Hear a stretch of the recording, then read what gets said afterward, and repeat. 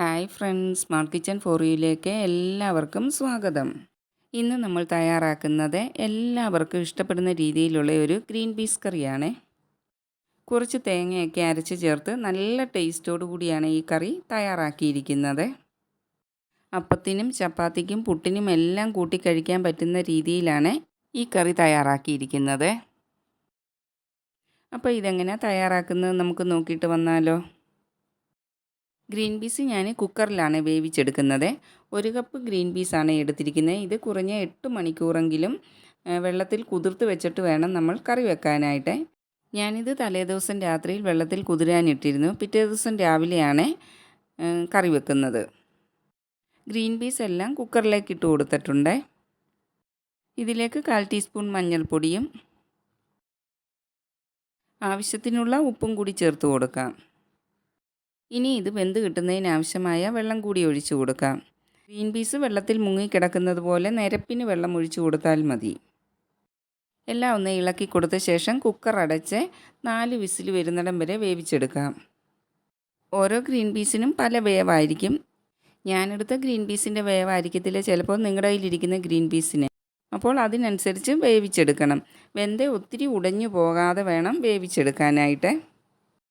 Green peas വെന്ത് വരുന്ന സമയം കൊണ്ട് ഇതിലേക്ക് ചേർക്കാനുള്ള ഒരു അരപ്പ് റെഡിയാക്കാം. മിക്സിയുടെ ചെറിയ ജാറിലേക്ക് 1/4 കപ്പ് തേങ്ങ എടുത്തിട്ടുണ്ട്. ഇതിലേക്ക് 1 ടീസ്പൂൺ പെരിഞ്ജീരകം ചേർത്ത് കൊടുക്കുന്നുണ്ട്. തേങ്ങ നല്ല ഫൈനായിട്ട് അരച്ചെടുക്കാതെ ഒരു ചെറിയ തരിതരിപ്പോടു കൂടി വേണം അരച്ചെടുക്കാനായിട്ട്. 4 വിസിലടിച്ച് എയറെല്ലാം ഒന്ന് സെറ്റിലായ ശേഷം കുക്കർ തുറന്നിട്ടുണ്ട്. ഗ്രീൻ പീസ് ആവശ്യമായ രീതിയിൽ വെന്ത് വന്നിട്ടുണ്ട്. ഇനി കറിയിലേക്ക് ആവശ്യമായ മസാലകളൊക്കെ ചേർത്ത് കൊടുക്കണം. അതിനായിട്ടൊരു കടായി അടുപ്പിൽ വെച്ച് കൊടുത്തിട്ടുണ്ട്. ഇതിലേക്ക് കുറച്ച് വെളിച്ചെണ്ണ ഒഴിച്ചു കൊടുക്കാം. എണ്ണ ചൂടായി കഴിയുമ്പോൾ 1 ടീസ്പൂൺ കടുകിട്ട് കൊടുക്കാം. കടുകെല്ലാം പൊട്ടി വന്നു കഴിയുമ്പോൾ ഒരു വലിയ സവാളയുടെ പകുതി ചെറുതായിട്ട് അരിഞ്ഞതും 4 പച്ചമുളക് കീറിയതും കൂടാണ് ഇട്ട് കൊടുക്കുന്നത്. സവാളയും പച്ചമുളകും എല്ലാം ഒന്ന് പകുതി വരെ വഴന്ന് വരുന്നിടം വരെ ഇളക്കി കൊടുക്കാൻ. ഫ്രണ്ട്സ്, ഈ സമയത്തൊരു കാര്യം പറഞ്ഞോട്ടെ. നിങ്ങൾക്ക് എൻ്റെ വീഡിയോ കണ്ടുകൊണ്ടിരിക്കുമ്പോൾ ഇഷ്ടപ്പെട്ടാൽ ഒന്ന് ലൈക്ക് ചെയ്യുകയും സബ്സ്ക്രൈബ് ചെയ്യാത്ത കൂട്ടുകാരൊന്ന് സബ്സ്ക്രൈബ് ചെയ്യുകയും ചെയ്യണേ. അതുപോലെ വീഡിയോ ഇഷ്ടപ്പെട്ടാൽ ഫ്രണ്ട്സിനും ഫാമിലിക്കും എല്ലാം ഒന്ന് ഷെയർ ചെയ്ത് കൊടുക്കുകയും ചെയ്യണേ.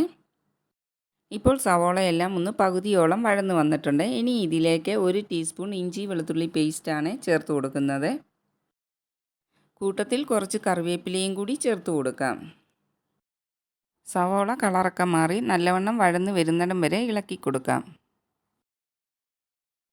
സവോള ഒത്തിരി മൂത്തൊന്നും വരണ്ട, ഈ ഒരു പാകത്തിന് വഴന്ന് വന്നാൽ മതിയേ. ഇനി ഇതിലേക്ക് നമുക്ക് കുറച്ച് പൊടികളെല്ലാം ചേർത്ത് കൊടുക്കാം. 1/4 ടീസ്പൂൺ മഞ്ഞൾപ്പൊടിയും 1 ടീസ്പൂൺ മല്ലിപ്പൊടിയും 1/2 ടീസ്പൂൺ ഗരം മസാല പൊടിച്ചതും കൂടി ചേർത്ത് കൊടുക്കാം. ഇനി ഈ പൊടികളുടെ എല്ലാം പച്ച ടേസ്റ്റ് മാറി കിട്ടുന്നിടം വരെ നല്ലവണ്ണം ഒന്ന് വഴറ്റിയെടുക്കാം. പൊടികളൊക്കെ നല്ലതുപോലെ മൂത്ത് വന്നിട്ടുണ്ട്. ഇനി ഇതിലേക്ക് നമ്മൾ കുക്കറിൽ വേവിച്ച് വെച്ചിരിക്കുന്ന ഗ്രീൻ പീസ് ചേർത്ത് കൊടുക്കാം. എല്ലാം ഒന്ന് മിക്സാക്കി കൊടുക്കാം. ഇനി ഇതിലേക്ക് മിക്സിയിൽ അരച്ച് വെച്ചിരിക്കുന്ന അരപ്പ് ചേർത്ത് കൊടുക്കാം. ജാറ് കഴുകിയ കുറച്ച് വെള്ളം കൂടി ഒഴിച്ചു കൊടുക്കാം. ഈ സമയം നിങ്ങൾക്ക് കറിക്ക് എത്ര ചാറ് ആവശ്യമുണ്ടോ അത്രയും വെള്ളം ചേർത്ത് കൊടുക്കണേ. എല്ലാം ഒന്ന് മിക്സാക്കി കൊടുക്കാം. ഈ സമയം കറിയിലെ ഉപ്പ് നോക്കിയിട്ട് കുറവാണെങ്കിൽ ചേർത്ത് കൊടുക്കണേ. ഞാൻ കുറച്ച് ചേർത്ത് കൊടുത്തായിരുന്നു. എല്ലാം ഒന്ന് മിക്സാക്കി കൊടുക്കാം. ഇനി കറി ഒന്ന് തിളച്ച് വരണേ. കറി തിളച്ച് വന്നിട്ടുണ്ട്. ചാറൊക്കെ നല്ല ആവശ്യമായ രീതിയിൽ കുറുകി വന്നിട്ടുണ്ട്. ചപ്പാത്തിക്ക് സൈഡ് ഡിഷായിട്ടാണ് ഗ്രീൻ പീസ് കറി ഞാൻ വെച്ചത്. അതുകൊണ്ട് ഇത്രയും ചാറൊക്കെ കുറുകിയിരുന്നാൽ മതി. സവാള വഴറ്റിയ സമയത്ത് കടുക് താളിച്ച് ചേർത്തായിരുന്നല്ലോ, അതുകൊണ്ട് ഇനിയിപ്പം പ്രത്യേകിച്ച് കടുകൊന്നും താളിച്ച് ചേർക്കുന്നില്ലേ. പിന്നെ കുറച്ച് ഫ്രഷ് കറിവേപ്പില ചേർത്ത് കൊടുക്കുന്നുണ്ട്. ഇപ്പോൾ നല്ല അടിപൊളി ടേസ്റ്റിലുള്ള ഒരു ഗ്രീൻ പീസ് കറിയായിരുന്നു ഇത്. ഗ്രീൻ പീസ് കറി ഇഷ്ടപ്പെടാത്തവർക്ക് പോലും ഈ കറി ഇഷ്ടപ്പെടും. ഇനി നിങ്ങൾ കറി വെക്കുമ്പോൾ ഈ രീതിയിലൊന്ന് ചെയ്ത് നോക്കണേ. തീർച്ചയായിട്ടും നിങ്ങൾക്കും ഇത് ഇഷ്ടപ്പെടും.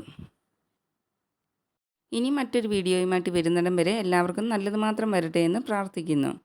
Thanks for watching.